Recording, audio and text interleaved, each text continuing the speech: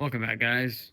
My name is Mohammed Tantawi. You're watching a video that consists of my ideas, my mind, kind of some brainiac ideas, some stupid ideas, but most importantly, the openness and willingness to keep thinking, which I really like. We recently had the election yesterday. Um, can I give my thoughts on the election? Is that bad? I don't know. I thought it was pretty telling that the betting websites were all pointing to Trump while the polls were saying it was 50-50. The breakdown of how the voting went is pretty interesting. So let's go ahead and talk about that. Latino men specifically jumped almost 200% from where they were in 2016. You had like a 36% Latino men voter rate for Republicans, and this time you had like a 56%. And that's insane. I don't know what to make of those numbers. You also saw a rise in African American men to 21%. On the opposite, you saw 7% of black women vote for the Republicans, which is, again, is crazy. If you look at the Dearborn, Michigan side, which probably didn't affect the election at all, but Michigan's House seats and Senate seats stayed blue, while at the same time, Dearborn and Dearborn Heights, which is highly concentrated with Arabs and Muslims, voted overwhelmingly towards Trump, which I feel like obviously is protest to the genocide that's happening in Palestine and kind of made me happy. If you want another key aside note, key aside, key aside, side note, key, forget it. Jill Stein got 18% of the vote in Dearborn, which is crazy. She didn't get 18% anywhere. Jill Stein got a point one out of the whole U.S. or 0.4, I think. Yeah, 0.4 of the whole U.S. So those are some big tell signs. The obvious one that I learned about today in class was the Christian vote. The Christian vote seems like it sways the election every time. If you manage to get a good chunk of the Christian vote, you win. But Trump won this election primarily because the Latino vote, the sway in African American men, uneducated white people, white men specifically, and college educated, not college educated, just white women in general. Now, what do I think this has to do with the outlook of our country? Oh my goodness.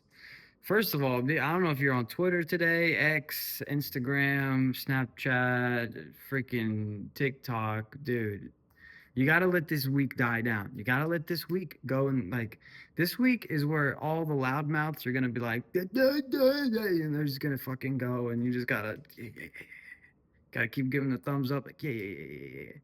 And, you got to do that. It's fine. It's part of life. People will overreact. You don't ever want the initial reaction to be the reaction because your initial reaction, most of the time, is not the reaction you would want to sustain long term.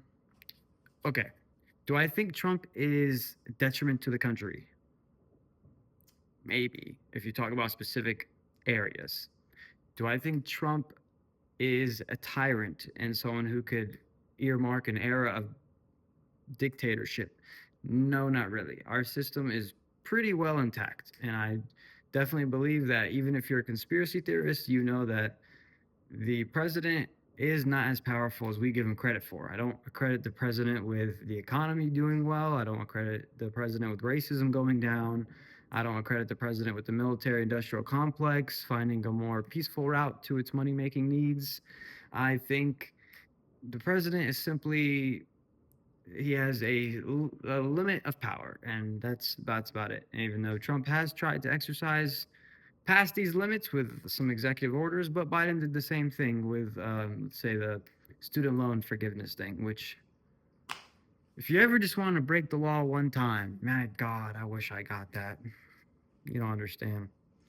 But I don't necessarily think that the country is going in a bad direction. We've thought for years, like polling data has suggested that we think since the 90s that the country is going downhill. It's maybe it is. Maybe I'm just not seeing it. I've only been voter eligible for, this is my second election. So I turned 18 in 2018. I voted in the 2020 election. I did not vote in this election.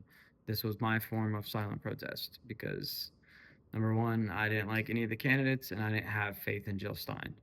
So, and I did have friends that called me and said they voted for Jill Stein and realized their vote went to the wastebasket, which, at least they put the effort in to actually go vote. I wish I could have. I'm probably gonna have a discussion, like a podcast soon, with some people I respect, and just talk about the election and the cultural implications. Because if you've been following this channel long enough, you know that I'm more interested in culture rather than politics. I like things like race. I like things like, outlook economically, socioeconomically. I think that people. And their ideas have like grounding roots. I like the history of hip hop. I watch a lot of that stuff right now. I think a lot of the problems we have are cultural, and I think sometimes we get lost in the minutia of these policies that, for good and bad, they keep the country stable. I don't really see a president that destabilizes the country to an extent where, we're actually at risk for something detrimental.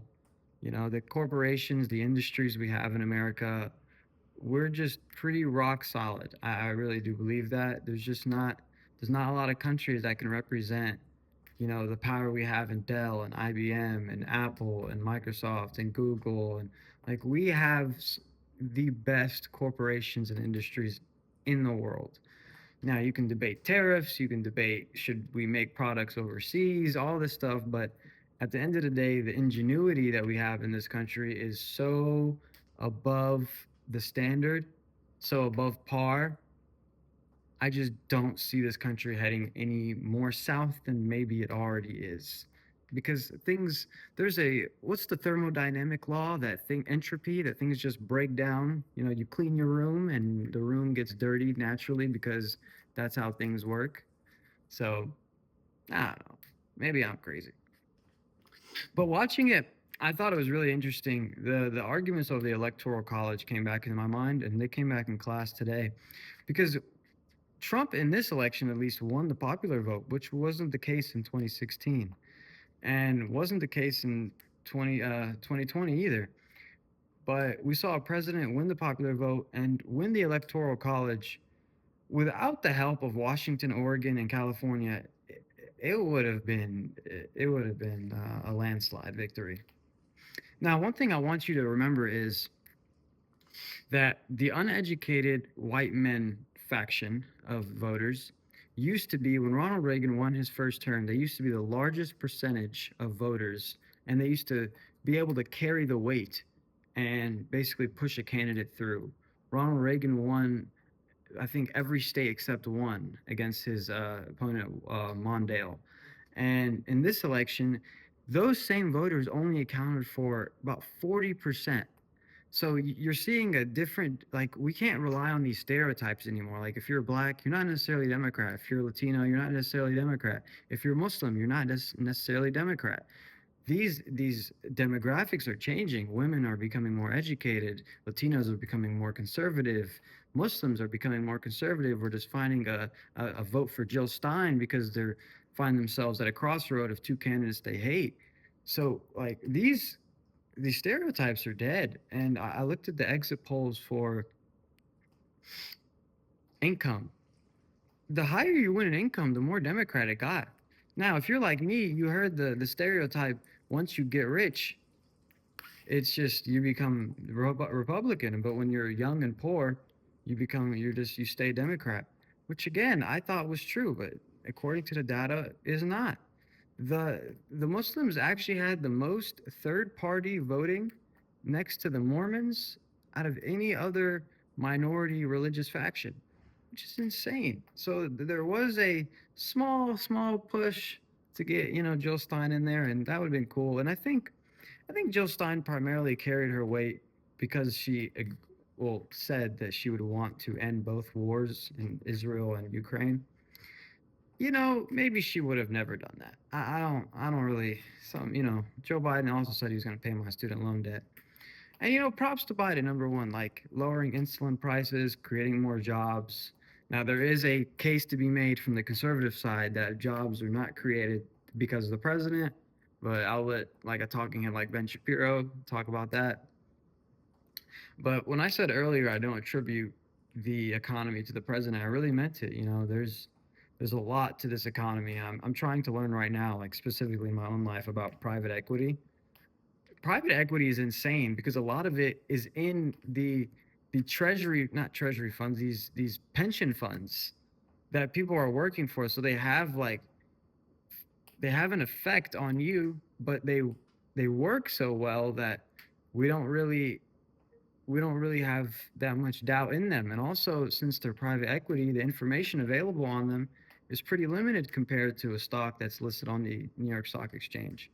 So I'm trying to learn about that and see, you know, what implications it could have if we, further, you know, uh, if we further this private equity dominance. Because right now it's about 20-ish 28%, I think, of corporations are owned by private equity. Could be wrong on that stat, but it's a good chunk of the U.S. economy that's private equity. And what you're seeing in private equity, like hospitals that are owned privately, have a lower score on efficiency, have higher mortality rates.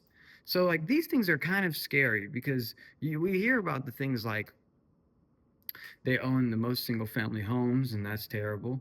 But when it comes to like hospitals, we want all our hospitals to run at maximum efficiency with the highest scores and the lowest mortality rates. But that's just not the case for private equity owned hospitals. So that's what I'm currently learning about. And excuse me if I got some of that stuff wrong, because life is learning and I'm on that journey. But let me see. My instant reactions to the election, man, I don't know. I see a lot of panic right now and I'm scared for it. It makes me cringe. Your life will not change. I just saw a post. It was a poll and he asked people, after living through X amount of elections, I'm here in my life. He's done pretty well for himself. And he said, do I credit this to the president or to my own hard work? And in my head, I'm like, dude, it's your hard work. Like the president isn't making you rich and isn't making you poor. And I asked a professor about this, and he said, no matter who's the president, the suicide rate in this country will remain as it is. The suicide among veterans will remain as it is. Our homeless crisis will remain as it is. Our mingling and other worldly affairs around the globe will remain as it is. So we have a myriad of problems that a president will not change, and we can believe that. Like I heard Kamala in her concession speech today, Kamala, I'm sorry, say that you may think she was talking to her fans. You may think that dark times are ahead, and maybe maybe some of her fans really do think dark times are ahead. Do I see that? No. I felt like that's a statement that kind of takes us back in time to the COVID and the 2020s and the false election, the rig election, and all this BS that went on back then. But I do want to say the amount of money that the Democrats spent on this election is incredible. The endorsements by Taylor Swift and Beyonce, like these are some big names. But at the end of the day, Elon Musk and his donation and Trump and his campaign was run very well. He wasn't ran very well a lot of the time. And besides the hiccup about the Puerto Rican joke about a week ago now, he ran it pretty well. That Joe Rogan appearance, mind you, everything he said on the environment was wrong completely. But, you know, you can be wrong sometimes. And if you sound good, people will listen. And that's kind of what motivates me to not stress about this channel so much because I really am the few people that listen. It really needs to be like I'm talking to you right now because I don't have anyone else. I'm sitting here in my house. Like I don't have anyone else to talk about this right now with. So I'm talking to you about it. It's really that simple to me. Old YouTube, what YouTube used to be back in the day before all the edits and fancy garbage that, just blinds you to the BS that you're probably listening to. So those are my instant reactions. I don't think the country's going downhill. I got this new shirt today, by the way. You like it? Type shit. But yeah, I think we're fine. I mean, the economy will probably rise. I've definitely seen my stocks in the market rise over the past week, over the past month, really, and in anticipation. So maybe this is a season of greed and good sentiment for the economy. And maybe, who knows? Maybe I'll get rich by next week and I'll be recording my next video from the Bahamas. Probably won't. But if you like and subscribe and share this video enough, I might. So I'll leave you on that. My name is Mohammed Tantawi. I will see you next time. God bless America.